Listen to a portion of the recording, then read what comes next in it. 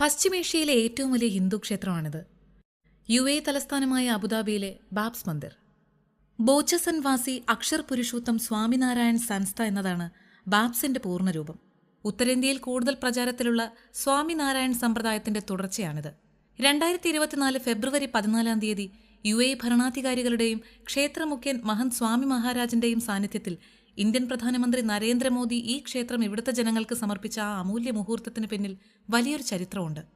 സഹിഷ്ണുതയുടെയും സഹവർത്തിത്വത്തിന്റെയും ചരിത്രം.